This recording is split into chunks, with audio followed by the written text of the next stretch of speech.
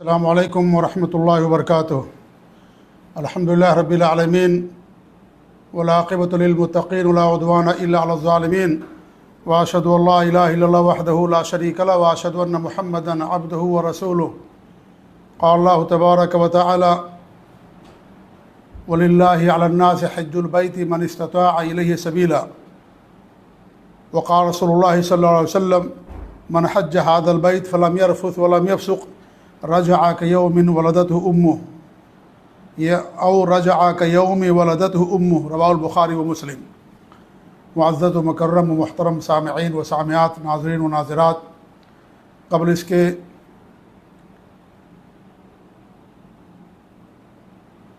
یعنی اس سے پہلے حج کے موضوع پر 2-3 درس ہوا، لیکن وہ درس کچھ طویل تھا، اس لیے ہمارے بھائیوں کا اصرار تھا یا ان کی رائے تھی کہ اس پر کچھ مختصر درس ہو جائے، تو آج کے درس حج کے تعلق سے مختصر درس ہوگا، جس میں تفصیل میں نہ جاتے ہوئے حج کا طریقہ آسان لفظوں میں آپ کے سامنے ہم بیان کرنے کی کوشش کریں گے۔ سب سے پہلے حج کسے کہتے ہیں؟ دیکھیے، حج کا مطلب ہے کہ اللہ کی عبادت کے لیے نبی صلی اللہ علیہ وسلم کی سنت کے مطابق مخصوص دنوں میں مخصوص اعمال کی ادائیگی کے لیے مکہ مکرمہ کے مخصوص مقامات کی زیارت کا نام حج ہے۔ اس تعریف سے معلوم ہوا کہ حج عبادت ہے۔ ایک حاجی جب اپنے گھر سے نکلتا ہے، جب تک گھر واپس نہیں آ جاتا اس وقت تک اللہ تعالیٰ کی عبادت پہ رہتا ہے۔ حج یہ پکنک ٹور نہیں ہے، سیاحتی سفر نہیں ہے، یہ اللہ رب العالمین کی عبادت کا سفر ہے۔ لہذا ایک بندے مومن کو اس عمل کے اندر مخلص ہونا چاہیے۔ بغیر اخلاص کے کیا ہوا عمل اللہ تعالیٰ قبول نہیں کرتا ہے۔ حج عبادت ہے، اور ہر عبادت کی قبولیت کی شرطوں میں سے ایک اہم شرط یہ ہے کہ وہ نبی صلی اللہ علیہ وسلم کی سنت کے مطابق ہو۔ ہمارے نبی نے جس طریقے سے حج کیا ہے، اگر کوئی بندہ اسی طریقے سے حج کرے گا تبھی اللہ تعالیٰ اس کے حج کو قبول کرے گا۔ جس ترتیب کے ساتھ آپ نے کیا، جس دن کون سے جو عمل آپ نے کیا اسی طریقے سے اگر کوئی انسان حج کرے گا تو اللہ رب العالمین آپ کے حج کو قبول کرے گا۔ مخصوص اعمال کا مطلب یہ ہے کہ حج کے دوران کیے جانے والے اعمال، مثال کے طور پر انسان کو طواف کرنا پڑتا ہے، صفا مروہ کی صحیح کرنی پڑتی ہے، عرفات میں جانا پڑتا ہے، مزدلفہ میں رات گزارنی پڑتی ہے، جمرات کو کنکڑی مارنی پڑتی ہے، اور اس طریقے سے قربانی ہوتی ہے۔ یہ جو سارے اعمال ہیں، ان اعمال کی ادائیگی کے لیے انسان مکہ مکرمہ جاتا ہے۔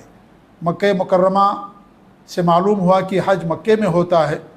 مکہ کے علاوہ کسی اور دوسری جگہ انسان اگر حج کرنے کے لیے جاتا ہے یا خانہ کعبہ کا ماڈل بنا کر کے اپنے ملک میں رکھ لیتا ہے، اس کا طواف کر لیتا ہے، تو اس کا حج قطعاً نہیں ہوگا، اور یہ انتہائی بڑا جرم ہوگا۔ مخصوص مقامات کی زیارت ہوتی ہے حج کے دوران۔ انسان عرفات جاتا ہے، مزدلفہ رات گزارتا ہے، منی کے اندر راتیں گزارتا ہے، تو ان چیزوں کے مجموعے کا نام حج ہے۔ حج کی بڑی فضیلت ہے، بلکہ حج اسلام کا 5واں اہم رکن ہے۔ اللہ رب العالمین نے قرآن میں فرمایا وَلِلَّهِ عَلَى النَّاسِ حِجُّ الْبَيْتِ مَنِ اسْتَطَاعَ إِلَيْهِ سَبِيلًا وَمَنْ كَفَرَ فَإِنَّ اللَّهَ غَنِيٌّ لِلْعَالَمِينَ، کہ اللہ رب العالمین لوگوں پر جو بیت اللہ کی زیارت کی استطاعت رکھتے ہیں ان پر حج کو فرض کر دیا ہے، اور جو انکار کرے تو اللہ تعالیٰ پوری دنیا سے بے نیاز ہے۔ اللہ کے رسول صلی اللہ علیہ وسلم کی حدیث ہے کہ اسلام کی بنیاد 5 چیزوں پر ہے۔ سب سے پہلے اس بات کا اقرار کرنا کہ اللہ رب العالمین کے علاوہ کوئی معبود برحق نہیں ہے، اور محمد صلی اللہ علیہ وسلم اللہ کے سچے نبی و رسول ہیں۔ دن اور رات میں 5 وقت نماز ادا کرنا، زکوٰۃ دینا جس کا مال نصاب کو پہنچ جائے، رمضان کے روزے رکھنا، اور بیت اللہ کا حج کرنا۔ اور جو حدیث ہم نے آپ کے سامنے پڑھی تھی، اس حدیث کا مفہوم یہ ہے کہ اللہ کے رسول صلی اللہ علیہ وسلم نے فرمایا کہ جو بیت اللہ کا حج کرتا ہے اور حج کے دوران شہوانی کاموں سے اور فسق و فجور سے دور رہتا ہے تو گناہوں سے پاک و صاف ہو کر کے اس دن کی طرح لوٹتا ہے جس دن اس کی ماں نے اسے جنم دیا تھا۔ اور ایک حدیث میں آپ فرماتے ہیں وَالْحَجُّ الْمَبْرُورُ لَيْسَ لَهُ جَزَاءٌ إِلَّا الْجَنَّةُ، حج مبرور کا بدلہ جنت کے سوا کچھ نہیں ہوتا ہے۔ اور حج مبرور ہوا ہے جس حج کو انسان اخلاص کے ساتھ نبی صلی اللہ علیہ وسلم کی سنت کے مطابق مال حلال سے کرتا ہے، حج کے دوران نیکیاں کرتا ہے، شرک اور بدعت اور خرافات سے دور رہتا ہے، لوگوں کی مدد کرتا ہے اور خیر کے کام کرتا ہے، پریشانی اور تکلیفیں آنے پر صبر کرتا ہے، تو اس حج کو حج مبرور کہا جاتا ہے۔ حج ہر بندے پر فرض نہیں ہے، حج ہر مسلمان پر فرض نہیں ہے، حج کی شرطیں ہیں، انہی شرطوں میں سے جو اہم شرط ہے وہ یہ ہے استطاعت، اور استطاعت کا مطلب یہ ہے کہ انسان کے پاس مالی اور بدنی دونوں استطاعت ہو۔ مالی استطاعت ہے یعنی پورے راستے کا جو سفر خرچ ہے اس آدمی کے پاس ہو۔ آج کل پرمٹ بنتا ہے، تصریحیں بنتی ہیں اور باقاعدہ گورنمنٹ کی نگرانی میں ساری چیزیں ہوتی ہیں، تو اچھا خاصا پیسہ خرچ ہوتا ہے حج پر۔ تو آدمی کے پاس وہ سارے پیسے ہوں، سفر کا پورا خرچ اس کے پاس ہو، ایسا نہ ہو کہ انسان حج پر آئے اور لوگوں کے سامنے ہاتھ پھیلائے، یہ قطعاً اس کے لیے جائز نہیں ہے۔ تو مالی استطاعت ہو انسان کے پاس، حج کا پورے سفر کا خرچ اس کے پاس اتنا مال ہو، اور بدنی استطاعت ہو یعنی جسمانی طور پر وہ صحت مند ہو، ایسا بیمار نہ ہو کہ وہ سواری پر نہ بیٹھ سکے، صاحب فراش ہو، بستر پر رہتا ہو، چل پھر نہ پاتا ہو، تو ایسے آدمی پر حج یعنی اس پر حج کرنا فرض نہیں ہوتا ہے۔ تو استطاعت، مالی استطاعت اور بدنی استطاعت، اس طریقے سے راستے کا پرامن ہونا اور حکومت کی طرف سے کسی طرح کی رکاوٹ کا نہ ہونا، یہ بھی استطاعت کے اندر شامل اور داخل ہے۔ حج اور عمرے کے لیے کچھ جگہیں ہیں شریعت کے اندر مقرر کی گئی ہیں۔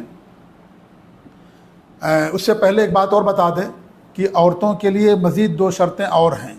ایک شرط یہ ہے کہ عورت کے ساتھ اس کا محرم ہو، محرم کا ساتھ ہونا، اور محرم اس شخص کو کہا جاتا ہے یعنی اس کا شوہر محرم ہوتا ہے، اور ہر وہ شخص جس سے اس کا رشتہ، اس عورت کا رشتہ ہمیشہ کے لیے حرام ہو، وہ محرم ہوتا ہے۔ اگر وقتی طور پر نکاح حرام ہے، جیسے پھوپھا ہے، خالو ہے، بانوئی ہے، تو وہ محرم نہیں ہوگا۔ جس آدمی کے ساتھ ہمیشہ کے لیے رشتہ حرام ہو اسے محرم کہا جاتا ہے، وہ ساتھ ہونا چاہیے۔ اور دوسری شرط یہ ہے کہ شوہر کی وفات کے بعد عورت حالت عدت میں نہ ہو۔ اگر حالت عدت میں ہے تو اس پر حج فرض نہیں ہوگا۔ لیکن یہ بات واضح رہے کہ یہ دونوں شرطیں ہیں حج کے واجب ہونے کی شرط ہے۔ یعنی مثال کے طور پر ایک عورت ہے، اس کے پاس مال ہے، جسمانی استطاعت ہے، لیکن اس کے پاس محرم نہیں ہے، یا یہ کہ وہ اس کے شوہر کی وفات ہو گئی ہے، عدت میں ہے، تو ایسی عورت پر حج فرض نہیں ہوگا، حج واجب نہیں ہوگا۔ اور اگر وہ حج کیے بغیر مر جائے تو قیامت کے دن اسے سوال نہیں کیا جائے گا۔ تو یہ جو 2 شرطیں ہیں عورت کے تعلق سے، یہ حج کے واجب ہونے کی شرط ہے۔ لیکن اگر کوئی عورت حج کر لیتی ہے بغیر محرم کے، یا وفات اس کے شوہر کی ہو گئی تھی، عدت میں تھی، اسی دوران اس نے حج کر لیا، تو اس کا حج صحیح ہو جائے گا، کیونکہ یہ دونوں شرطیں حج صحیح ہونے کی نہیں ہیں، یہ دونوں شرطیں حج کے واجب ہونے کی ہیں۔ دین اسلام کے اندر عمرہ اور حج کرنے والے کے لیے کچھ جگہیں مقرر کی گئی ہیں جہاں آنے کے بعد مرد ہو یا عورت دونوں کو احرام باندھنا پڑتا ہے، اور وہ 5 جگہیں ہیں۔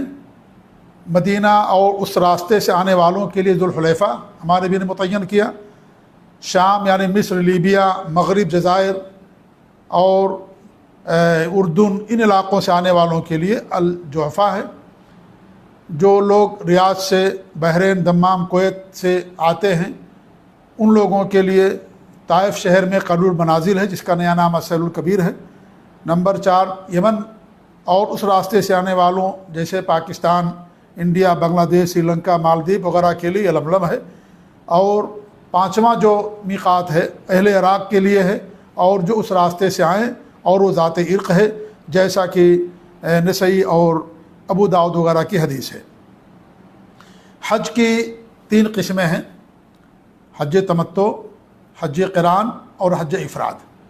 حج تمتع کا مطلب یہ ہے کہ انسان حج کے مہینوں میں میقات پر آ کر کے عمرے کا احرام باندھے، مکہ جائے، طواف کرے، صفا مروہ کی سعی کرے، بال کٹا کر کے حلال ہو جائے، پھر ذی الحجہ کی 8 تاریخ کا انتظار کرے اور ذی الحجہ کی 8 تاریخ کو حج کا احرام باندھے، اور پھر حج کے سارے اعمال کرے۔ ایسے حج کو حج تمتع کہا جاتا ہے۔ یہ حج سب سے افضل حج ہے، کیونکہ ہمارے نبی صلی اللہ علیہ وسلم کی تمنا اور خواہش تھی۔ ہمارے نبی نے حج قران کیا تھا، جب آپ نے احرام باندھا اور آپ کے ساتھ قربانی کے جانور تھے تو جبریل امین تشریف لائے اور ہمارے نبی صلی اللہ علیہ وسلم کو حج کے احکام بتایا۔ تو ہمارے نبی نے فرمایا کہ جو بات مجھے اب معلوم ہوئی، اگر پہلے معلوم ہوتی تو میں اپنے ساتھ قربانی کا جانور نہیں لاتا اور میں بھی حج تمتع کرتا، یعنی پہلے عمرہ کرتا پھر ذی الحجہ کی 8 تاریخ کو حج کا احرام باندھتا۔ تو پہلی دلیل تو یہ ہے کہ حج تمتع افضل ہے، کیونکہ ہمارے نبی صلی اللہ علیہ وسلم کی تمنا اور خواہش تھی۔ دوسری دلیل یہ ہے کہ آپ صلی اللہ علیہ وسلم نے ان تمام صحابہ کو جن کے پاس قربانی کا جانور نہیں تھا اور انہوں نے حج قران کا احرام باندھ رکھا تھا، آپ نے ان کو حج قران کے احرام کو عمرے میں تبدیل کرنے کا حکم دیا، اور کئی بار حکم دیا۔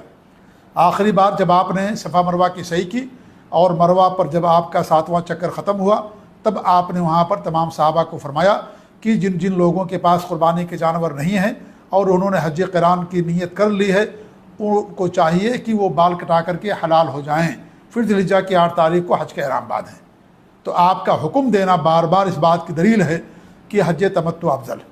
تیسری دلیل یہ ہے کہ حج تمتع کے اندر آسانی ہے، آسانی حج تمتع کے اندر، کیونکہ ایک آدمی جب عمرے سے فارغ ہو جاتا ہے اور مان لیجیے وہ کئی دنوں پہلے مکے کے اندر آتا ہے تو وہ عمرہ کر لیا، عمرے سے فارغ ہو گیا، اب اس کے بعد ذی الحجہ کی 8 تاریخ کو احرام باندھے گا وہ، اور عمرہ کر لینے کے بعد ذی الحجہ کی 8 تاریخ تک اس کے اوپر احرام کی کوئی پابندی نہیں رہی، کہ اس کے لیے آسانی ہے اس کے اندر، اور دین آسانی کا نام ہے۔ چوتھی دلیل یہ ہے کہ حج تمتع کے اندر اعمال زیادہ ہیں، اور جب عمل زیادہ ہے تو اجر اور ثواب بھی زیادہ ہے۔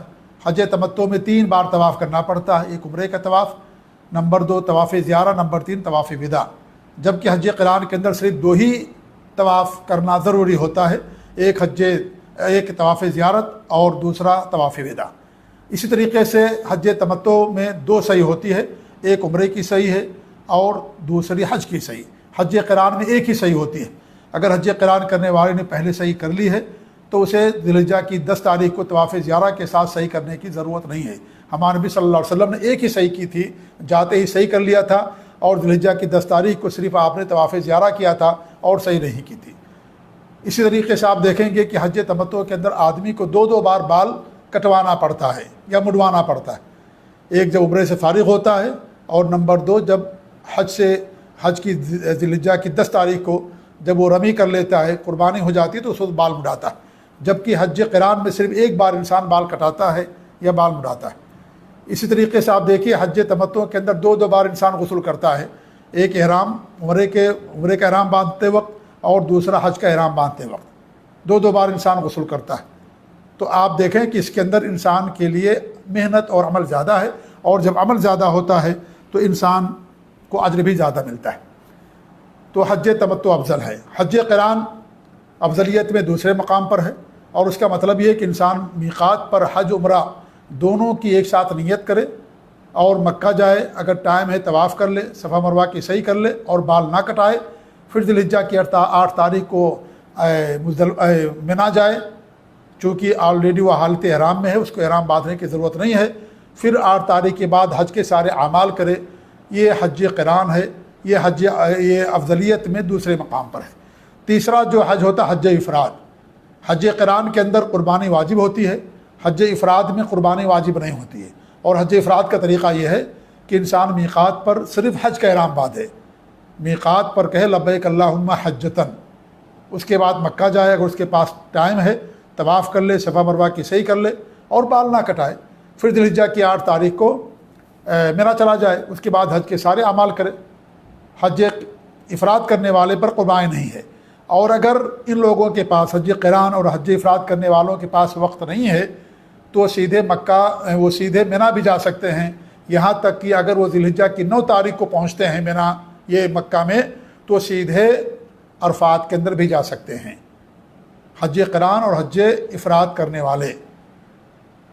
تو یہ 3 طرح کا حج ہوتا ہے، حج تمتع، حج قران اور حج افراد، اور اس میں سب سے بہتر حج تمتع ہے۔ حج تمتع کا طریقہ یہ ہے کہ انسان میقات پر پہنچ کر کے غسل کرے، مرد حضرات سے لیے ہوئے کپڑے اتار دیں، عورتوں کا احرام کا کوئی خاص کپڑا نہیں ہوتا ہے، اور اس کے بعد وہ لبیک اللہم عمرتن کہیں۔ حج کے مہینوں میں، حج کے مہینے شوال، ذی القعدہ اور ذی الحجہ کی 9 تاریخ یہ حج کے مہینے اور حج کے ایام کہلاتے ہیں۔ میقات پر عمرے کا احرام باندھیں، اس کے بعد سیدھے مکہ جائیں، مکہ جانے کے بعد وہ خانہ کعبہ کا طواف کریں، حجر اسود کے پاس جائیں، اپنے دائیں ہاتھ کو اٹھائیں، لبیک اور اللہ اکبر کہیں یا بسم اللہ اللہ اکبر کہیں، ہاتھ کو نہ چومیں، ایسے ہی حجر اسود سے خانہ کعبہ کا طواف کریں، حجر اسود پہنچیں گے ایک چکر ہو جائے گا۔ رکن یمانی اور حجر اسود کے درمیان ایک دعا آتی ہے، ربنا آتنا فی الدنیا حسنہ وفی الآخرۃ حسنہ وقنا عذاب النار، یہ دعا پڑھیں، ایک چکر ان کا ہو گیا، پھر حجر اسود کے پاس پہنچیں گے، اپنے دائیں ہاتھ کو اٹھائیں اور کہیں اللہ اکبر، پھر اس طریقے سے 7 چکر لگائیں۔ طواف شروع کرنے سے پہلے اگر ان کا وضو نہیں وضو کر لیں اور داہنا کندھا کھول لیں۔ ہمارے اکثر بھائی لوگ جب میقات پر احرام باندھتے ہیں داہنا کندھا کھول لیتے ہیں، داہنا کندھا کھولنا وہاں صحیح نہیں ہے۔ داہنا کندھا کب کھولیں گے؟ جب آپ طواف شروع کریں گے۔ اس طریقے 7 چکر لگانا ہے، ہر چکر کے لیے الگ الگ کوئی دعا نہیں آتی ہے، آپ دعا اپنی زبان میں کریں، قرآن کی تلاوت کریں، ذکر و اذکار کریں، اللہ تعالیٰ ہر زبان کا جاننے والا ہے۔ جب 7 چکر ختم ہو جائیں تو اس کے بعد آپ داہنے کندھے کو بند کر لیں، اور اگر طواف کے دوران نماز شروع ہو جائے تو داہنا کندھا بند کر کے امام کے ساتھ نماز میں شامل ہو جائے، پھر وہیں سے اپنا طواف شروع کر دے، آپ کا طواف مکمل مانا جائے گا۔ اس کے بعد آپ کو 2 رکعت نماز پڑھنی ہے طواف کے بعد، داہنا کندھا بند کر لیں، پہلی رکعت کے اندر سورہ فاتحہ کے بعد سورہ کافرون اور دوسری رکعت میں سورہ فاتحہ کے بعد سورہ اخلاص پڑھنا۔ اس کی کوئی نیت نہیں ہے، نیت دل کے ارادے کا نام ہے۔ اللہ رب العالمین کو معلوم ہے کہ آپ کون سی نماز پڑھنے جا رہے ہیں، اس لیے زبان سے نیت ادا کرنا کہ طواف کی 2 رکعت میرا منہ کعبہ شریف ہے، اس طریقے سے کہنا میرے بھائی یہ قطعاً درست نہیں ہے، یہ دین کے اندر ایک نئی چیز ہے۔ آپ کا طواف ہو گیا، طواف ہونے کے بعد صفا مروہ کی صحیح کرنا، آپ کو صفا پہاڑی پر جائیں اور اب دو بما بدا اللہ بہی پڑھیں، اور ان الصفا والمروۃ من شعائر اللہ، قرآن کی آیت اس کو پڑھیں۔ اس کے بعد اللہ اکبر اللہ اکبر اللہ اکبر، لا الہ الا وحدہ لا شریک لہ الملک ولہ الحمد وهو على كل شيء قدیر، لا الہ الا وحدہ انجز وعدہ ونصر عبدہ وہزم الاحزاب وحدہ۔ یہ دعا آپ 3 بار 5 بار 7 بار، اس کے علاوہ جو بھی دعائیں آپ کرنا چاہیں وہ آپ وہاں پر دعا کر سکتے ہیں۔ دائرہ کندھا بند ہونا چاہیے، اور یہ بات بھی یاد واضح رہے کہ صحیح کے دوران اگر آپ کا وضو ٹوٹ جائے تو کوئی مسئلہ نہیں ہے، طواف کے دوران آدمی کا وضو رہنا چاہیے۔ آپ صفا پہاڑی پر گئے، یہ دعائیں آپ نے پڑھ لی، اس کے بعد صفا سے آپ مروہ پر جائیں گے، صفا مروہ کے درمیان 2 صف سطور ملیں گے، وہاں تیز قدموں سے چلیں، مروہ پر پہنچیں گے، آپ ایک کا ایک چکر ختم ہو جائے گا۔ مروہ پر پہنچنے کے بعد وہ ساری دعائیں کریں جو آپ نے صفا پر کی تھیں۔ البتہ ان الصفا والمروۃ من شعائر اللہ، اسے آپ نہیں پڑھیں گے، اور نہ یہ کہیں گے اب دو بما بدا اللہ بہی، اور اس کے علاوہ باقی جو ساری دعائیں آپ نے وہاں کی تھیں یہاں بھی ساری دعائیں کریں۔ اگر آپ کو دعائیں یاد نہیں ہیں، کتاب دے کر کے پڑھ سکتے ہیں، اس کا ترجمہ پڑھ سکتے ہیں، یا ان دعاؤں کے علاوہ کوئی دوسری دعا بھی کر سکتے ہیں اگر آپ کو یہ دعائیں یاد نہیں ہیں تو۔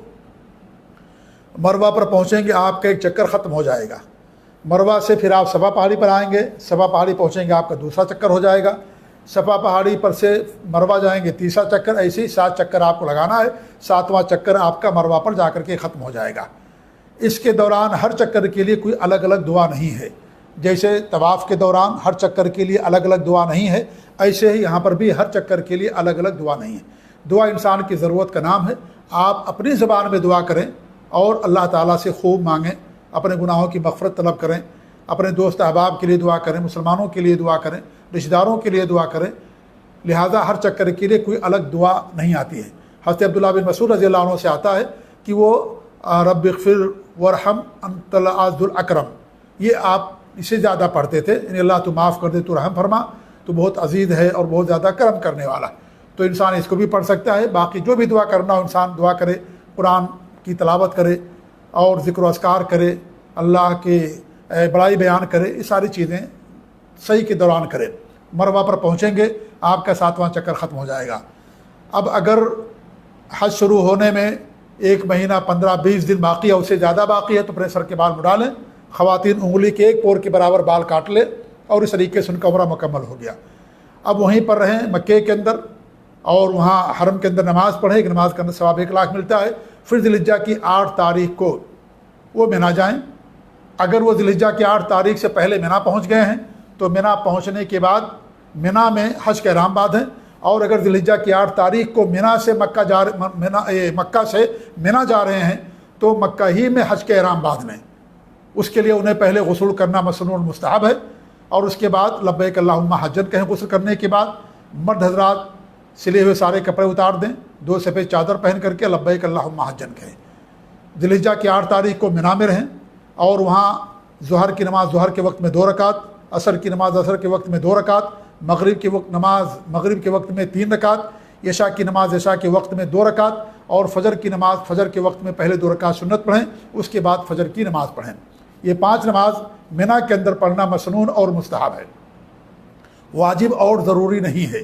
احرام کی حالت میں یہ 5 نمازیں مینا کے اندر پڑھنا مسنون اور مستحب ہے۔ نمازیں یہاں پر اکٹھا نہیں کی جائیں گی، ہر نماز کو اس کے وقت پہ قصر کے ساتھ پڑھیں گے۔ 4 رکعت والی نماز ہے، سنتیں نہیں پڑھی جائیں گی۔ فجر کی سنت پڑھیں گے آپ اور وتر پڑھیں گے، باقی عشاء کی سنت ہے، ظہر کی سنت ہے اور مغرب کی سنت ہیں، یہ سب سنتیں آپ نہیں پڑھیں گے۔ ذی الحجہ کی 9 تاریخ آ جائے گی، 9 تاریخ کو سورج نکلنے کے بعد آپ عرفات کے لیے روانہ ہوں، اور اگر رات ہی میں آپ کا حج آپریٹر یا آپ کی حج کمپنی آپ کو عرفات منتقل کر دیتی تو کوئی مسئلہ نہیں ہے، کیونکہ ذی الحجہ کی 8 تاریخ کو مینا میں رہنا واجب اور ضروری نہیں ہے۔ افضل یہ ہے کہ انسان 9 تاریخ کو سورج نکلنے کے بعد عرفات کے لیے روانہ ہو۔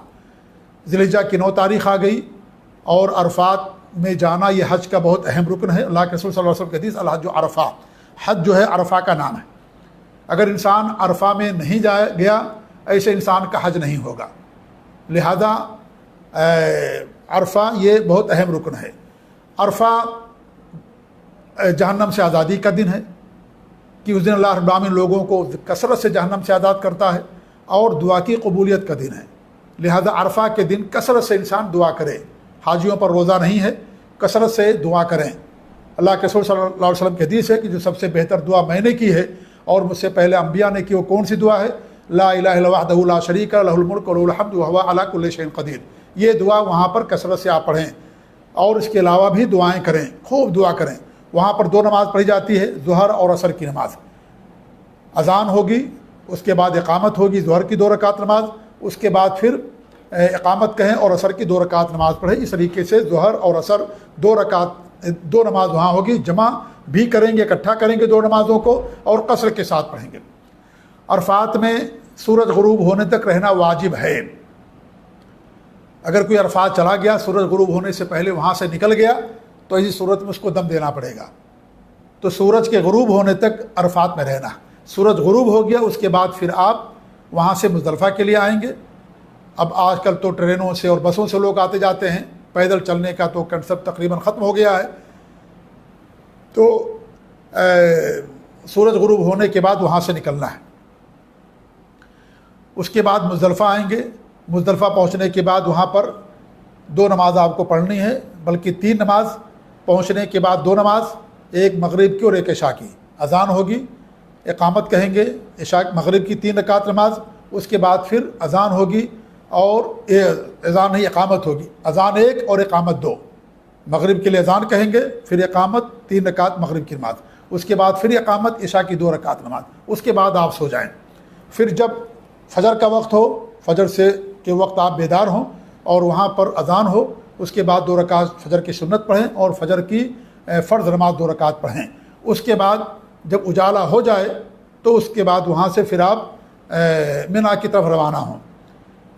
فجر کی نماز کے بعد دعا کریں کھڑے ہو کر کے، اللہ تعالیٰ سے روئیں، گڑگڑائیں، اپنے گناہوں کی مغفرت طلب کریں، اور جب اجالا ہو جائے تو اس کے بعد پھر وہاں سے آپ مینا کی طرف روانہ ہوں۔ جب مینا کی طرف روانہ ہوں گے تو پھر یہ ذی الحجہ کی 10 تاریخ ہو جائے گی، ذی الحجہ کی 10 تاریخ ہو جائے گی۔ ہمارے بہت سارے بھائی لوگ مزدلفہ کی رات سونے کے بجائے کنکڑی چننے میں گزار دیتے ہیں۔ کنکڑی ہمارے نبی صلی اللہ علیہ وسلم کے لیے مینا سے چنی گئی تھی، مزدلفہ سے نہیں چنی گئی تھی۔ ویسے آپ کنکڑی کہیں سے بھی آپ لے سکتے ہیں، لیکن کنکڑیاں چھوٹی چھوٹی ہونی چاہیے، چنے کے برابر۔ بڑی بڑی کنکڑیوں سے مارنا یہ بالکل درست نہیں ہے، یہ دین کے اندر غلو ہے، ہمارے نبی صلی اللہ علیہ وسلم نے اسے منع فرمایا۔ اب ذی الحجہ کی 10 تاریخ آ گئی۔ ذی الحجہ کی 10 تاریخ کو 5 کام ایک حاجی کو کرنا پڑتا ہے۔ 5 کام کون سے ہیں؟ سب سے پہلے جمرہ عقبہ کی رمی کرنا، اسے 7 کنکڑی ماریں گے، ہر کنکڑی پر اللہ اکبر کہیں گے اور 7 کنکڑیاں 7 بار پھینکیں گے۔ اگر کوئی ایک آدمی 7 کنکڑیاں ایک بار پھینک دے گا تو ایک مانی جائے گی، لہذا ہر کنکڑی علیحدہ علیحدہ پھینکنی ہے اور ہر کنکڑی پر اللہ اکبر کہنا ہے۔ جمرہ عقبہ یہ آخری جمرہ، لاسٹ میں جو ہے، جو مکہ کے قریب ہے، یعنی جب آپ جمرہ عقبہ کی طرف جائیں گے تو آپ کو شروع میں 2 جمرات ملے گی، ان کو آپ چھوڑ دیں گے ذی الحجہ کی 10 تاریخ کو، اور صرف آخری جمرہ کو آپ ماریں گے، 7 کنکڑی ماریں گے، چھوٹی چھوٹی کنکڑیوں سے ماریں گے، اور جاتے ہی فوراً مارنا مت شروع کر دیں، آگے سے ماریں گے تو آپ کو جگہ خالی ملے گی۔ کنکڑی آپ نے مار دی، کنکڑی مارنے سے پہلے تک آپ کو تلبیہ پکاریں گے، تلبیہ بھی پکار سکتے ہیں اور تکبیر بھی، یعنی اللہ اکبر لا الہ الا اللہ اللہ اکبر وللہ الحمد یہ بھی پڑھ سکتے ہیں اور تلبیہ پکار سکتے ہیں، لیکن کنکڑی مارنے سے پہلے تک، کنکڑی مارنے کے بعد تلبیہ پکارنا بند ہو جاتا ہے۔ کنکڑی آپ نے مار دیا، اب اس کے بعد آپ کی طرف سے قربانی ہو جائے گی، قربانی ہوگی، قربانی کے بعد پھر آپ بال مڈائیں گے۔ بال مڈانا یہ افضل ہے، البتہ بال کٹانا بھی آپ کے لیے جائز ہے۔ ہمارے نبی صلی اللہ علیہ وسلم نے بال مڈانے والوں کے لیے 3 مرتبہ رحمت اور مغفرت کی دعا کی۔ عورتیں انگلی کے ایک پور کے برابر بال کاٹ لیں گی۔ جب آپ نے بال مڈا لیا، اب آپ کے اوپر جو احرام کی پابندیاں تھیں وہ ساری پابندیاں ختم ہو جائیں گی۔ اس کے بعد آپ غسل کر لیں اور سلے ہوئے کپڑے پہن لیں اور خوشبو لگا لیں اگر خوشبو میسر ہو۔ پھر اس کے بعد آپ مکہ جائیں تو چوتھا جو کام ہوگا وہ خانہ کعبہ کا طواف کرنا، جس کو طواف زیارہ کہا جاتا ہے۔ طواف زیارہ کر لیں، اس کے بعد صفا مروہ کی صحیح کر لیں۔ طواف زیارہ اور صفا مروہ کی صحیح کرنے کے بعد اب آپ کے اوپر جتنی بھی پابندیاں رہیں گی وہ ساری پابندیاں ختم ہو جاتی ہیں۔ البتہ طواف زیارہ سلے ہوئے کپڑے میں کرنا مشروع اور مستحب ہے۔ حضرت عائشہ فرماتی ہے رضی اللہ تعالیٰ عنہ کہ ہمارے نبی نے حج کیا اور سر کے بال مڈائے اور غسل کیا، خوشبو لگائی، اور پھر آپ مکہ گئے اور خانہ کعبہ کا آپ نے طواف کیا۔ تو سلے ہوئے کپڑے میں طواف زیارہ کرنا مرد کے لیے مشروع اور مستحب ہے، عورت تو اسی سلے ہوئے کپڑے میں رہتی ہے۔ تو یہ 10 تاریخ کا یہ عمل ہے۔ یہ ترتیب اگر باقی رہے تو الحمدللہ، اگر ترتیب باقی نہ رہے تو آپ کے حج پر کوئی فرق نہیں پڑتا ہے۔ ہمارے نبی صلی اللہ علیہ وسلم نے حج کیا، حج کے دوران مکہ میں منا میں آپ تشریف فرما ہوئے، صحابہ کرام آپ کے پاس آئے، کسی نے کہا کہ ہم نے جو ہے بال مڈا دیا، قربانی نہیں کی، کہا جاؤ قربانی کرو، کوئی حرج کی بات نہیں ہے۔ کسی نے کہا کہ ہم نے بال مڈا لیا، رمی نہیں کی، جمرہ عقبہ کو پتھر کنکڑی نہیں ماری، کہا جاؤ کنکڑی مارو، کوئی حرج نہیں ہے۔ کسی نے کہا ہم نے صفا مروہ کی صحیح کر لیا، طواف نہیں کیا، کہا جاؤ طواف کرو، کوئی حرج کی بات نہیں ہے۔ اس دن جو بھی آپ سے عمل پوچھا گیا اور جس کو پہلے کرنا تھا بعد میں کیا گیا، یا جس کو بعد میں کرنا تھا پہلے کر لیا گیا، تو آپ نے کہا جاؤ کرو، کوئی حرج کی بات نہیں۔ اس میں کچھ صحابہ ایسے بھی تھے جن کو معلوم تھا کہ کون سا عمل پہلے، اس کے باوجود بھی ہمارے نبی نے فرمایا کہ اس میں کوئی حرج کی بات نہیں۔ جیسے ایک صحابی نے کہا کہ ہم نے بال مڈا لیا، قربانی نہیں کی، مطلب یہ کہ ان کو معلوم تھا کہ قربانی پہلے بال بعد میں مڈانا ہے، تو آپ نے کہا کہ جاؤ بال مڈاؤ، کوئی حرج کی بات نہیں۔ تو اس سے معلوم ہوا کہ ترتیب ضروری نہیں ہے، اگر ترتیب باقی رہ جائے الحمدللہ۔ لیکن آج کے دور میں اتنی بھیڑ رہتی ہے، 20-25 لاکھ کا مجمع رہتا ہے، اس میں ترتیب کا خیال رکھنا قدرے مشکل ہے۔ لیکن اگر ترتیب باقی رہے تو الحمدللہ، حتیٰ کہ اگر آپ ذوالحجہ کی 10 تاریخ کو طواف زیارہ نہ کریں، 11-12 کو کر لیں، کوئی مسئلہ نہیں ہے۔ حتیٰ کہ اگر آپ کی قربانی ذوالحجہ کی 10 تاریخ کو نہ ہو، 11-12 کو کر لیں، حتیٰ کہ 13 کو بھی کر لیں، تو کوئی حرج کی بات نہیں ہے۔ یہ سب قربانی کے ایام اور قربانی کے دن ہیں، تو معلوم یہ ہوا کہ ترتیب ضروری نہیں ہے، لیکن ترتیب اگر باقی رہ جائے تو الحمدللہ۔ یہ ذوالحجہ کی 10 تاریخ ہو گئی، آپ مینا میں رہیں گے، مینا میں ہر نماز کو اس کے وقت پڑھیں گے، 4 رکعت والی نماز 2 کر کے، اور مغرب 3 رکعت، اور فجر جو ہے سنت کے ساتھ، اور 2 رکعت فرض کے ساتھ، اس طریقے سے ہر نماز کو اس کے وقت پڑھنا۔ 11 تاریخ اور ذوالحجہ کی 10 تاریخ کو سورج نکلنے کے بعد آپ جمرہ عقبہ کی رمی کریں، سورج نکلنے کے بعد۔ ذوالحجہ کی 11 تاریخ آ گئی، آپ مینا کے اندر ہیں، ذوالحجہ کی 11 تاریخ کو اور ذوالحجہ کی 12 تاریخ کو ایک ہی عمل ہے، اور کیا ہے کہ تینوں جمرات کو زوال کے بعد ترتیب کے ساتھ کنکڑی مارنا۔ جب آپ جائیں گے جمرات کنکڑی مارنے کے لیے، جو پہلا جمرہ آئے گا اسے پہلے 7 کنکڑی ماریں، ہر کنکڑی پر اللہ اکبر کہیں، اور 7 کنکڑی مار لینے کے بعد کچھ دور آگے جائیں، وہاں پر دعا کریں۔ اگر آپ کسی اور کی طرف سے کنکڑی مار رہے ہیں، کوئی بیمار ہیں، زیادہ عمر دراز ہیں، کوئی خاتون یا مرد یا بیمار ہیں، یا کسی کے پاس عذر ہے، تو پہلے اپنا مار لیں پہلے جمرے پر، اس کے بعد ان کی طرف سے ماریں، اس کے بعد جا کر کے آگے نکل کر کے دعا کریں۔ اس کے بعد پھر دوسرے جمرہ کو اسی ماریں جیسے آپ نے پہلے جمرہ کو مارا تھا، ہر کنکڑی پر اللہ اکبر کہنا ہے، چھوٹی چھوٹی کنکڑیوں سے مارنا ہے، اور اگر کسی اور کی طرف سے مار رہے ہیں تو پہلے اپنا مار لیں، پھر ان کی طرف سے ماریں، پھر آگے جا کر کے تھوڑا سا وہاں پر دعا کریں۔ اس کے بعد جمرہ عقبہ کو کنکڑی مارنا ہے، جو آخری جمرہ ہے، جسے آپ نے ذوالحجہ کی 10 تاریخ کو مارا تھا، اس کو بھی 7 کنکڑی مارنا ہے، اور اس کو کنکڑی مارنے کے بعد دعا نہیں ہے۔ تو اس طریقے سے 11 اور 12 کا عمل یہ ہے کہ زوال کے بعد تینوں کو ترتیب کے ساتھ کنکری مارنا، منا میں واپس آ جائیں، وہیں رہیں اور منا کے اندر نماز پڑھیں، ہر نماز کو اس کے وقت پر قصر کے ساتھ، وہاں پر نماز جمع نہیں ہوگی، اور قصر جو 4 رکعت والی نماز ہے انہی کے اندر قصر ہوتا ہے، باقی اور نمازوں میں قصر نہیں ہوتا ہے۔ اب ذی الحجہ کی 12 تاریخ کو آپ نے کنکری مار لی، اب اگر آپ واپس آنا چاہیں تو واپس آ سکتے ہیں، شرط یہ ہے کہ وہ ذی الحجہ کی 12 تاریخ کا سورج منا میں غروب نہ ہوا ہو۔ آپ نے کنکری مار دی، اس کے بعد سیدھے اب آپ مکہ آئیں اور مکہ آنے کے بعد طواف وداع کر لیں، طواف وداع کرنے کے بعد آپ کا حج مکمل ہو گیا۔ اگر کوئی ایسی خاتون ہے جن کو حیض آ گیا، سارا حج کر لیا، طواف وداع کے وقت ان کو حیض آ گیا، تو حیض والی عورت پر طواف وداع نہیں ہے۔ ایسے ہی جو مکہ کے رہنے والے ان کے اوپر طواف وداع نہیں ہے۔ تو یہ ہے حج کا طریقہ، حج تمتع کا طریقہ میں نے آپ کے سامنے بیان کیا۔ حج قران یہ ہے کہ آپ میقات پر عمرہ اور حج کا ایک ساتھ احرام باندھیں گے، کیا کہیں گے؟ یعنی غسل کر کے لبیک اللہم عمرتن و حجتن کہیں گے۔ مکہ آپ آئیں، اگر آپ کے پاس وقت ہے طواف کر لیں، صفا مروہ کی صحیح کر لیں اور بال نہ کٹائیں، اور اگر وقت نہیں ہے تو آپ سیدھے منا بھی جا سکتے ہیں، حتیٰ کہ سیدھا عرفات بھی جا سکتے ہیں۔ اور جب عرفات جائیں گے، چونکہ آپ احرام کی حالت میں ہیں، یا منا جائیں گے آپ 8 تاریخ کو احرام کی حالت ہی میں ہیں، پھر وہاں سے آپ کے حج کے سارے اعمال شروع ہو جائیں گے جو میں نے حج تمتع کے اندر بتایا۔ حج قران کرنے والوں کا جو احرام ہے وہ ذی الحجہ کی 10 تاریخ کو کھلے گا، جب وہ کنکری مار لیں گے اور اس طریقے سے قربانی ہو جائے گی، بال مڈا لیں گے، ان کا احرام اتر جائے گا۔ یہ ہے حج قران کا طریقہ۔ حج افراد بھی اسی طریقے سے ہے کہ آپ میقات پر صرف حج کا احرام باندھیں گے۔ حج قران اور حج افراد میں 2 فرق ہے۔ حج قران میں قربانی واجب ہے، حج افراد میں قربانی واجب نہیں ہے۔ نمبر 2، حج قران کی جب انسان نیت کرتا ہے یا احرام باندھتا ہے تو لبیک اللہم عمرتن و حجتن دونوں کہتا ہے، اور حج افراد میں انسان صرف حج کا احرام باندھتا ہے، لبیک اللہم حجن صرف کہتا ہے، لیکن کیفیت دونوں کی ایک ہی ہے۔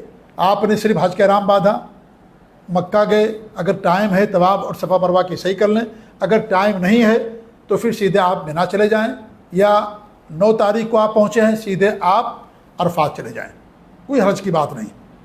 اگر آپ نے حج قران اور حج افراد میں جاتے ہی طواف قدوم کے ساتھ آپ نے صحیح کر لی ہے تو ذی الحجہ کی 10 تاریخ کو طواف زیارہ کے ساتھ آپ کو صحیح کرنے کی ضرورت نہیں ہے۔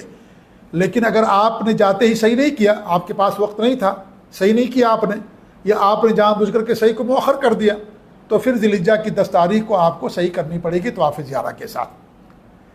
حج قران اور حج افراد کرنے والوں کے احرام ذی الحجہ کی 10 تاریخ کو کھلتا ہے، جیسا کہ میں نے بیان کیا۔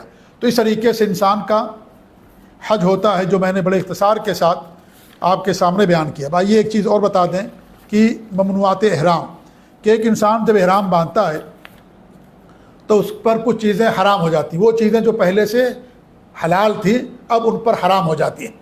ممنوعات احرام کا مطلب یہ نہیں ہے کہ جو چیزیں حرام تھی وہ حرام ہوتی نہیں، جو چیزیں حلال تھی وہ حرام ہوتی ہیں، کیونکہ حرام چیز ایک لمحے کے لیے بھی کسی وقت حلال نہیں ہوتی ہے۔ بہت سارے لوگ پوچھتے ہیں کہ ہم حج کرتے ہیں تو بیڑی پی سکتے، سگریٹ پی سکتے، داڑھی مڈا سکتے۔ بھائی بیڑی سگریٹ پینا ہمیشہ حرام ہے، اس کا احرام سے کوئی تعلق نہیں، اس کا حج سے کوئی تعلق نہیں ہے۔ داڑھی مڈانا ہمیشہ حرام ہے، اس کا حج سے یا عمرے سے اس کا کوئی تعلق نہیں ہے، وہ تو ہمیشہ حرام ہے۔ جھوٹ بولنا، غیبت کرنا ہمیشہ حرام ہے۔ شرک، بدعات اور خرافات ہمیشہ حرام ہے۔ یہ تو سب سے بڑا ممنوع چیز ہے شرک کرنا۔ شرک سے انسان کے سارے اعمال برباد ہو جاتے ہیں، نہ اس کا حج قبول ہوگا، نہ اس کا عمرہ، نہ اس کی نماز، نہ اس کا روزہ، کچھ نہیں قبول ہوگا اگر انسان اللہ رب العالمین کے ساتھ شرک کر لیا۔ تو یہ چیزیں تو ہمیشہ کے لیے حرام ہیں۔ تو ممنوعات احرام کا مطلب یہ ہے کہ وہ چیزیں جو پہلے آپ کے لیے حلال تھیں اب وقتی طور پر آپ پر حرام ہو گئی ہیں، اس کو ممنوعات احرام کہا جاتا ہے۔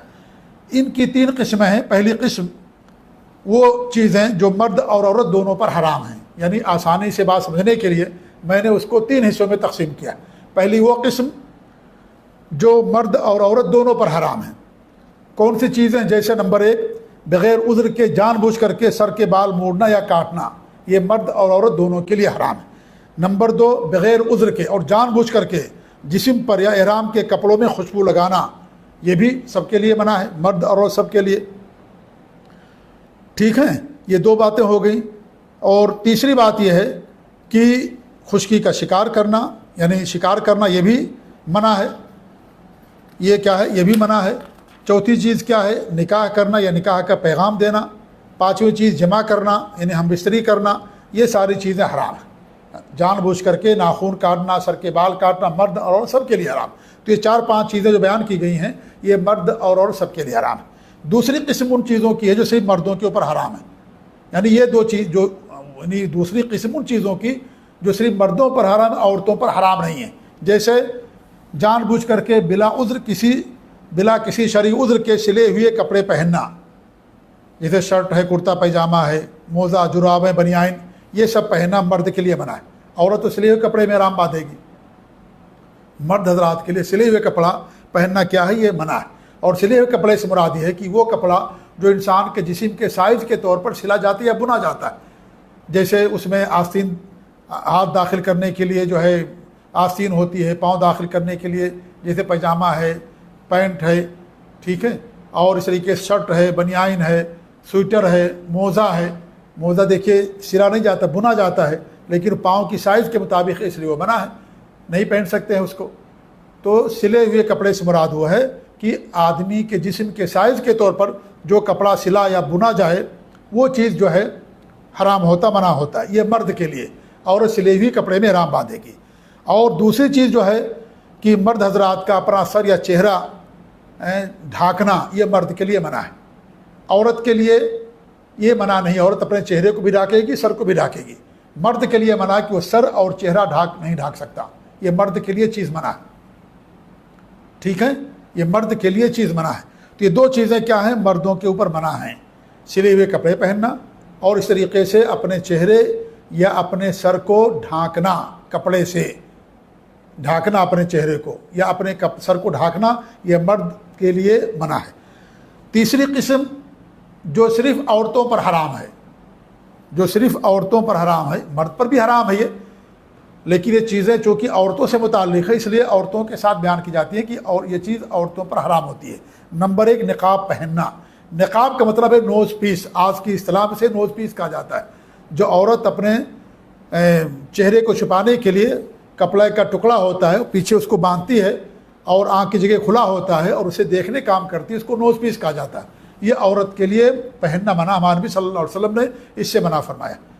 لیکن عورت کے لیے چہرہ ڈھانکنا ضروری ہے۔ اب سوال یہ ہے کہ جب وہ نوز پیس نہیں پہنے گی تو کیسے چہرہ ڈھانکے گی؟ اس کا جواب یہ ہے کہ اپنے سر پر بڑا دوپٹہ رکھ لے یا بڑی اوڑھنی چادر رکھ لے اور اپنے سر کے آگے سے چہرے پر لٹکا لے کپڑے کو، اس کا چہرہ ڈھک جائے گا۔ البتہ نوز پیس نہیں پہن سکتی کیونکہ نوز پیس پہننے سے منع کیا گیا ہے۔ صحابیات کے بارے میں آتا ہے کہ جب وہ اکیلے ہوتی تھی چہرے کو کھول لیتی تھی، اور جب ان کے سامنے سے قافلے گزرتے تھے تو اپنے چہرے کو، جو ان کے سر پر دوپٹہ ہوتا تھا، اس دوپٹے کو چہرے پر گرا لیتی تھیں اور چہرہ ڈھانک لیتی تھیں۔ تو چہرہ ڈھانکنا ضروری ہے عورت کے لیے۔ ہاں اگر وہ اپنے مرد کے ساتھ ہے، محرم کے ساتھ، یا صرف خواتین کے ساتھ ہے تو اپنا چہرہ کھول سکتی ہے، لیکن اگر وہ اجنبیوں کے سامنے ہے، اور عام طور پر اجنبی ہی لوگوں کے سامنے انسان رہتا ہے، طواف ہے، صفا مروہ کی سعی ہے، عرفات جانا، مزدلفہ آنا ہے، کنکڑی مارنے کے لیے جانا، عام طور پر اجنبی لوگوں کے سامنے انسان رہتا ہے، تو ایسی صورت میں اس کے لیے چہرے کا ڈھانکنا واجب اور ضروری۔ دوسری چیز کیا ہے؟ دستانہ پہننا، دستانہ، گلوز، یہ بھی عورت کے لیے منع ہے، مرد کے لیے بھی منع ہے کیونکہ سلے ہوئے کپڑے میں آتا ہے، لیکن چونکہ عورت اپنے ہاتھ کو ڈھانکے گی، لیکن گلوز سے نہیں، بلکہ کس سے؟ اس کے برقعے کے اندر، مان لی جیب ہے، جیب کے اندر ہاتھ ڈال کر کے اپنے ہاتھ کو چھپا لے گی، یا بڑا دوپٹہ ہے، بڑی اوڑھنی ہے، لٹک رہی اوڑھنی، اور اس اوڑھنی سے اپنے ہاتھ کو ڈھانک لے گی، تو اس طریقے سے اپنے ہاتھ کو ڈھانک کر کے رکھے گی۔ تو اس کو ممنوعات احرام کہا جاتا ہے۔ احرام کی حالت میں کچھ چیزیں ایسی ہیں جو جائز ہیں، جیسے انسان سر مل سکتا ہے، دھل سکتا ہے، غسل کر سکتا ہے، کوئی حرج کی بات نہیں ہے۔ ایسے ہی انسان جو مرد حضرات جو احرام کی چادریں ہیں ان کو بدل سکتے ہیں، کیونکہ احرام میرے بھائی کپڑے کا نام نہیں ہے، احرام کیفیت کا نام ہے۔ احرام کنڈیشن اور کیفیت کا نام، اور یہ کب تک رہتا ہے؟ اس وقت تک رہتا ہے جب انسان عمرے کا احرام باندھتا ہے، جب تک طواف نہ کر لے، صفا مروہ کی سعی نہ کر لے، بال نہ کٹا لے، اس وقت تک انسان ایسی حالت میں رہتا ہے کہ وہ اپنے ناخن اور بال وغیرہ نہیں کاٹ سکتا ہے۔ جب اپنے بال کٹا لیا اس سے آزاد ہو گیا۔ تو احرام کپڑے کا نام نہیں ہے، کپڑا آدمی کہیں بھی پہن سکتا ہے۔ کپڑا یہ تو ظاہر کرتا ہے مرد کے لیے کہ انسان ایسی حالت میں ہے کہ وہ ناخن اور بال وغیرہ نہیں کاٹ سکتا ہے، تو احرام کپڑے کا نام نہیں۔ لہٰذا یہ جو کپڑا ہے، جو سفید چادر، اس کو آدمی چینج کر سکتا ہے۔ عورت بھی اپنے احرام کے کپڑے کو چینج کر سکتی ہے۔ آپ دیکھیے عورت کے لیے احرام کا کوئی خاص کپڑا نہیں ہوتا، حالانکہ وہ بھی احرام کی حالت میں ہوتی ہے، اس لیے احرام کپڑے کا نام نہیں ہے۔ ایسے ہی بیلٹ لگانا، گھڑی پہننا، چشمہ پہننا، یہ ساری چیزیں جائز ہیں۔ تیل ہے، صابن ہے، لوشن ہے، کریم وغیرہ لگانا، خیمہ استعمال کرنا، چھتری استعمال کرنا، یہ ساری چیزوں کے استعمال کرنے میں کوئی قباحت نہیں ہے اور کوئی حرج نہیں ہے۔ اگر ممنوعات احرام میں سے کسی چیز کا کوئی ارتکاب انسان جان بوجھ کر کے کر لیتا ہے، بغیر کسی عذر کے، یعنی جان بوجھ کر کے کر لیتا ہے، تو ایسی صورت میں اس کو ایک بکرا ذبح کرنا پڑے گا۔ یعنی مان لیجیے اس نے اپنے سر کے بال کاٹ لیے جان بوجھ کر کے، اس کے پاس کوئی مجبوری نہیں ہے، جان بوجھ کر کے کاٹا وہ، تو ایسی صورت میں اس کو کیا کرنا ہے؟ 3 چیزوں میں سے کوئی ایک چیز کرنا ہے اس کو، یا تو ایک بکرا ذبح کرنا ہے، نمبر 2 اگر اس کی طاقت نہ ہو تو 6 مسکینوں کو ایک وقت کا کھانا کھلانا ہے، اگر اس کی طاقت نہ ہو تو 3 دن کے اسے روزے رکھنا ہے۔ اب آئیے ارکان حج پڑھ لیتے ہیں، جان جاتے ہیں کہ حج کے کتنے ارکان ہیں۔ دیکھیے حج کے 4 ارکان ہیں۔ نمبر 1 دل سے حج کی نیت کرنا اور اس کا ارادہ کرنا، یعنی دل سے، اس کو زبان سے نہیں کرنا ہے کہ میں نیت کرتا ہوں حج کرنے کی اللہ کے واسطے، ایسا کچھ نہیں کہنا۔ آدمی کے دل میں رہے کہ میں حج کرنے جا رہا ہوں، کیونکہ ہر عمل کی قبولیت کے دار و مدار نیت پر ہے، انما الاعمال بالنیات، لہذا انسان کی نیت ہونی چاہیے، اور نیت دل کے ارادے کا نام ہے، اس کو زبان سے کہنا علماء نے اس کو بدعت قرار دیا۔ نمبر 2 عرفہ میں وقوف کرنا، عرفہ میں وقوف کرنا یہ حج کا رکن، اللہ کے رسول کا حدیث الحج عرفہ، حج عرفہ کا نام۔ نمبر 3 طواف زیارہ، طواف زیارہ، نمبر 3 طواف زیارہ، یہ کیا ہے؟ یہ بھی حج کا رکن ہے، طواف زیارہ، جو ذی الحجہ کی 10 تاریخ کرتے ہیں، اگر نہ کر سکتے تو 11 12 کو بھی کر سکتے ہیں۔ نمبر 4 صفا اور مروہ کے درمیان صحیح کرنا، یہ بھی ضروری حج کرنے والے کے لیے، اور میں اس سے پہلے بتا چکا ہوں کہ حج قران اور حج افراد کرنے والے اگر پہلے صحیح کر لیے ہیں تو ذی الحجہ کی 10 تاریخ کو جب طواف افاضہ کریں گے تو ان کے لیے صحیح کرنے کی ضرورت نہیں ہے۔ البتہ حج تمتع کرنے والوں کے لیے ضروری ہے، کیونکہ ان کی پہلی صحیح عمرے کی تھی، اور یہ دوسری جو صحیح ہوگی یہ حج کی صحیح ہوگی۔ جو حج کے واجبات ہیں، حج کے واجبات سمجھ لیجئے کہ 8 ہیں۔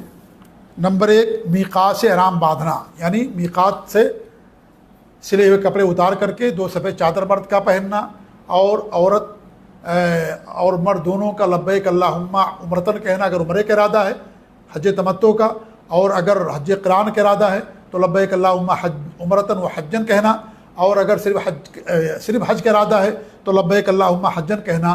یہ کیا ہے؟ یہ پہلا واجب ہے میقات پر جو انسان کرتا ہے، ٹھیک ہے؟ میقات سے احرام باندھنے کا مطلب یہ ہے۔ نمبر 2 9 ذی الحجہ کو یعنی عرفہ کے دن سورج کے غروب ہونے تک عرفات میں رہنا، یہ واجب ہے کہ سورج کے غروب ہونے تک انسان عرفات کے اندر رہے۔ نمبر 3 10ویں ذی الحجہ کی رات مزدلفہ میں گزارنا، مزدلفہ میں 10ویں ذی الحجہ کی رات گزارنا، رات کا اکثر حصہ مزدلفہ کے اندر گزارنا، یہ بھی واجب ہے۔ نمبر 4 ایام تشریق کی راتیں منا میں گزارنا، یعنی 10 تاریخ 11 تاریخ یہ 2 راتیں منا کے اندر گزارنا واجبات میں سے ہے۔ نمبر 5 جمرات کو ترتیب کے ساتھ کنکری مارنا، یعنی ذی الحجہ کی 10 تاریخ کو جمرہ عقبہ کو مارنا ہے، 11 12 کو زوال کے بعد تینوں جمرات کو ترتیب کے ساتھ مارنا ہے، ٹھیک ہے؟ ترتیب کے ساتھ، پہلے کو، دوسرے کو، پھر تیسرے کو۔ نمبر 6 حلق یا قصر کرنا، حلق یا قصر کرنا، حلق یعنی پورے سر کے بال مڈانا، یہ زیادہ بہتر ہے، اور سر کے بال کٹا بھی سکتے ہیں، البتہ یہ ہے کہ عورتیں انگلی کے ایک پور کے برابر بال کاٹیں گی، اور بال کٹانا مڈانا ذی الحجہ کی 10 تاریخ کو ہر حاجی کے لیے، حج قران کرنے والا بھی، حج تمتع کرنے والا بھی، اور حج افراد کرنے والا بھی، یہ 6 چیزیں ہوگی۔ 7ویں چیز طواف وداع، طواف وداع سب کے لیے، مکہ والوں کے لیے نہیں ہے، اور جس عورت کو حیض آ جائے اس کے اوپر طواف وداع نہیں ہے۔ یہ 7 چیزیں ہوگی۔ 8ویں چیز حج تمتع اور حج قران کرنے والے کے لیے قربانی واجب ہے، قربانی واجب ہے۔ تو یہ 8 چیزیں واجبات حج کہلاتی ہیں۔ اب ان میں سے اگر کوئی چیز آدمی نہ کر سکے تو اس آدمی کو دم دینا پڑے گا، اس کا حج صحیح ہو جائے گا۔ لیکن اگر رکن چھوٹ جائے، عرفات میں انسان نہیں گیا، یا اس نے طواف زیارہ نہیں کیا، یا صفا مروہ کی صحیح نہیں کی حج میں، تو اس آدمی کا حج نہیں ہوگا۔ رکن چھوٹ جانے سے حج انسان کا باطل ہو جاتا ہے، ختم ہو جاتا ہے۔ البتہ جو واجبات ہیں ان کے وہ اگر رہ جائیں تو انسان دم دے دیتا ہے تو اس کی بھرپائی ہو جاتی ہے۔ ایک بات یہاں اور بتا دیں جو مجھے پہلے بتانا چاہیے، وہ یہ ہے کہ ذی الحجہ کی 12 تاریخ کو آدمی آ سکتا ہے، لیکن ذی الحجہ کی 13 تاریخ تک رہنا اس کے لیے زیادہ افضل اور زیادہ بہتر ہے، کہ ذوالحجہ کی 13 تاریخ کو تینوں جمرات کو ترتیب کے ساتھ کنکڑی مار کر کے آئے اور طواف ادا کر کے پھر اپنے ملک یا اپنے شہر واپس آئے، یہ اس کے لیے زیادہ بہتر ہے۔ البتہ 12 تاریخ کو بھی انسان آ سکتا ہے۔ تو یہ ارکان حج اور واجبات حج تھے۔ ان کے علاوہ جو چیزیں ہیں وہ جو ہے مسنونات کہلاتی ہیں۔ مسنون کا مطلب یہ جیسے تلبیہ پکارنا، حجر اسود کو بوسہ دینا، طواف قدوم کے شروع کے 3 چکروں میں رمل کرنا، طواف قدوم میں استباء کرنا، داہنے کندھے کھول لینا، اور طواف کے ہر چکر میں اللہ اکبر کہنا، یہ جو ساری چیزیں ہیں، صفا پر دعا کرنا، مروے پر دعا کرنا یا تلبیہ پکارتے رہنا، یہ ساری چیزیں مسنون ہیں۔ وہ کریں گے تو آپ کے اجر میں اضافہ ہوگا، اگر نہیں کرتے ہیں تو آپ کے حج پر اس سے کوئی فرق نہیں پڑتا ہے۔ اب آئیے آخری چیز یہ ہے کہ مدینہ کی زیارت۔ سب سے پہلی بات یہ کہ مدینہ کی زیارت کا حج سے کوئی تعلق نہیں ہے۔ اگر کوئی آدمی حج کرے اور مدینہ نہ جائے تو ایسے آدمی پر کہ حج پر کوئی فرق نہیں پڑتا ہے۔ اللہ کے رسول صلی اللہ علیہ وسلم کے ساتھ لوگوں نے حج کیا، لیکن مدینہ کوئی نہیں گیا سوائے ان لوگوں کے جو مدینہ کے رہنے والے تھے۔ اگر آپ مدینہ جاتے ہیں تو مدینہ میں آپ جو ہے سب سے پہلے مسجد نبوی کی زیارت کی نیت سے آپ وہاں جائیں، اور وہاں جا کر کے اگر فرض نماز ہے تو جماعت میں شامل ہو جائیں، زیارت ہو گئی، اور اگر فرض نماز نہیں ہے تو پہلے آپ 2 رکعت سنت پڑھ کر کے بیٹھ جائیں۔ اس طریقے سے مدینہ کی گویا کہ آپ کی زیارت ہو گئی۔ یہ پہلی چیز ہے۔ اور دوسری چیز یہ ہے کہ جس کی زیارت کرنا وہاں آپ کے لیے مسنون ہے، وہ ہے مسجد قباء۔ مسجد قباء کی زیارت کرنا، وہاں جانا، 2 رکعت نماز پڑھنا، عمرے کے برابر انسان کو اجر اور ثواب ملتا ہے۔ یہ دوسری چیز ہے۔ اور تیسری چیز یہ ہے کہ اللہ کے رسول صلی اللہ علیہ وسلم کی قبر ہے مدینہ کے اندر، اور ابو بکر و عمر رضی اللہ تعالیٰ عنہما کی قبر ہے، ان کی قبر کی زیارت کرنا یہ بھی آپ کے لیے مسنون مستحب ہے۔ جب وہاں جائیں تو الصلاۃ والسلام علیک یا رسول اللہ، اس کے بعد تھوڑا آگے جائیں السلام علیک یا ابا بکر، اس کے بعد اور آگے جائیں السلام علیک یا عمر، اس طریقے کے الفاظ کہیں، اور اس کے بعد آپ واپس چلے جائیں۔ اور تیسری جگہ یا چوتھی جگہ یہ ہے بقیع جو قبرستان ہے، وہ بھی قبرستان ہے، اور چونکہ آپ وہاں پہنچ چکے ہیں اس لیے وہاں جانے کے بعد اس قبرستان کی زیارت کرنا آپ کے لیے مسنون مستحب ہے۔ وہاں جا کر کے آپ دعا پڑھیں، السلام علیکم اہل الدیار من المؤمنین والمسلمین ویرحم اللہ المستقدمین والمستاخرین وانا ان شاء اللہ بکم لاحقون انتم سلفنا ونحن خلفکم نسأل اللہ لنا ولکم العافیہ، یا اس کے علاوہ جو دیگر الفاظ آپ کو یاد ہوں جو اللہ کے رسول صلی اللہ علیہ وسلم کی سنت ثابت ہے، آپ ان کو پڑھیں۔ اس طریقے سے آپ کی زیارت ہو جاتی ہے۔ ایسے ہی شہدائے احد وہ بھی ایک قبرستان ہے جو وہاں جنگ احد جو پیش آئی تھی، جہاں بہت سارے صحابہ کرام مدفون ہیں، وہ بھی وہاں کی بھی آپ جا کر کے زیارت کر سکتے ہیں، کیونکہ وہ بھی ایک قبرستان ہے۔ اور زیارت کے وقت وہی الفاظ کہیں جو آپ نے بقیع قبرستان کی زیارت کے وقت کہے تھے، تو اس طریقے سے وہاں کی زیارت مکمل ہو جاتی ہے۔ اللہ تعالیٰ دعا کہ اللہ رب العالمین آپ لوگوں کے حج کو حج مبرور بنائے، آپ لوگوں کے حج کو قبول فرمائے، حج کے دوران زیادہ زیادہ نیک اعمال کرنے کی توفیق دے، حج کے دوران قرآن کی تلاوت کریں، ذکر و اذکار کریں، صبح و شام کی دعائیں پڑھیں، اللہ سے روئیں گڑگڑائیں، خوب دعائیں کریں اپنی زبان کے اندر، اور اپنے گناہوں کی مغفرت طلب کریں۔ اللہ تعالی ہم سب گناہوں کو معاف کر دے، آمین۔ وصلی اللہ بنا محمد وعلی آلہ وصحبہ اجمعین، جزاکم اللہ خیر، والسلام علیکم ورحمۃ اللہ وبرکاتہ۔